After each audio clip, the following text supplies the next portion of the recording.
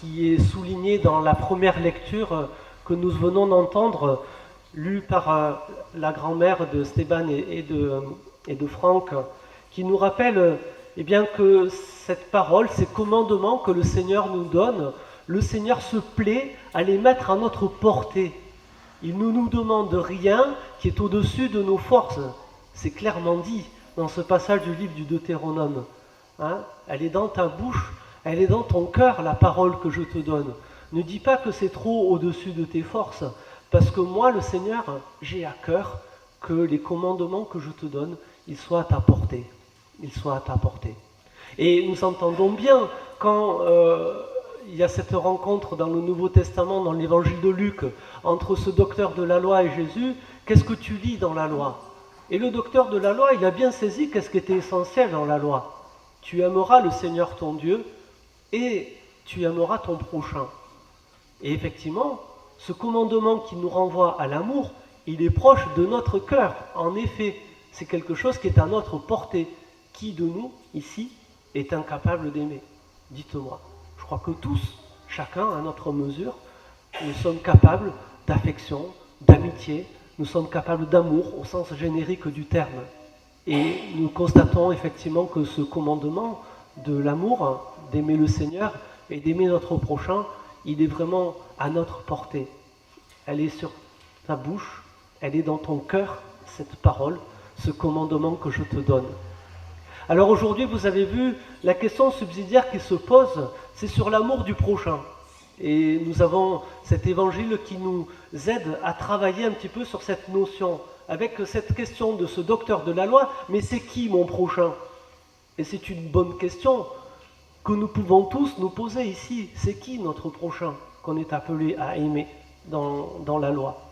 Alors, parce que le prochain, on peut penser que c'est quelqu'un dont on est déjà proche, parce qu'il y a déjà des liens familiaux, il y a déjà des liens amicaux qui existent, il y a d'autres formes de liens, de voisinage, ça c'est un peu plus compliqué des fois, ou des liens de travail. Hein, vous voyez, le prochain, ça peut être tous ces gens-là que l'on côtoie dans le quotidien de nos vies, de notre existence. Mais vous avez vu comment, en répondant à la question, Jésus va renverser la question.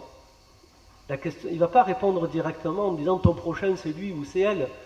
Il va dire, regarde, il y a une situation là, il y a un gars qui est malmené, et finalement il y a 3 personnes qui vont passer à côté de lui là.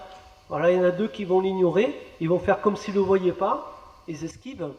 Et puis il y en a un là, un Samaritain qui lui va prendre soin parce qu'il a pitié de cet homme. Ça peut commencer par là, l'amour du prochain, avoir pitié, avoir compassion, si on veut le dire de manière plus noble. Eh bien il va s'occuper de cet homme, il va prendre soin de lui.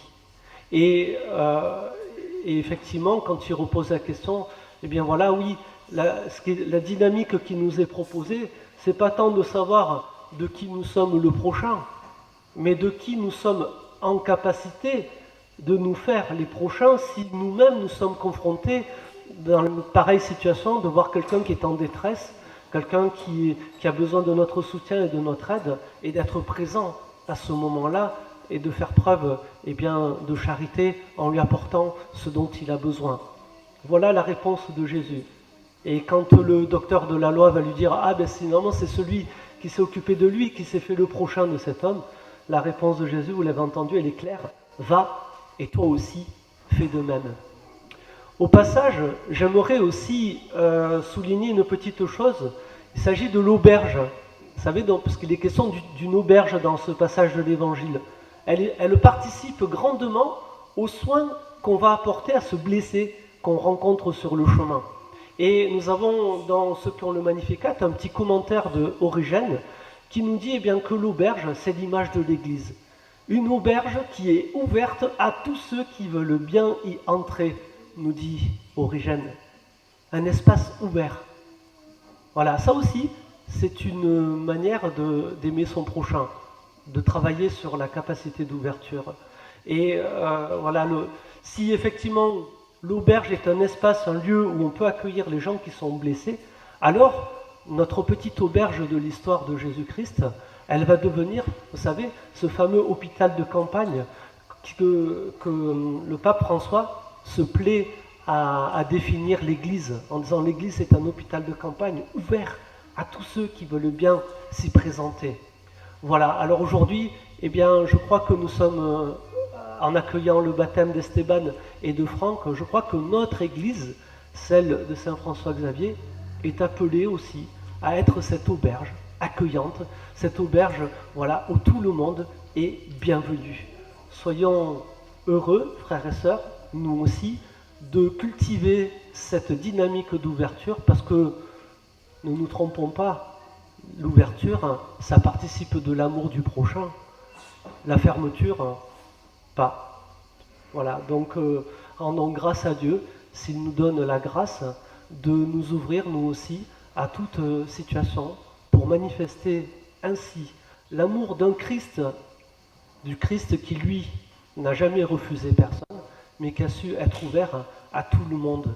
Et nous aussi, si nous sommes chrétiens, si, comme nous dit l'oraison de début, nous rejetons ce qui est indigne de ce nom et que nous cultivons ce qui va avec, eh bien je crois qu'à la suite de Jésus-Christ, nous aussi, on est appelés à cultiver l'ouverture aux autres, l'amour du prochain, vraiment au sens large du mot prochain. Amen.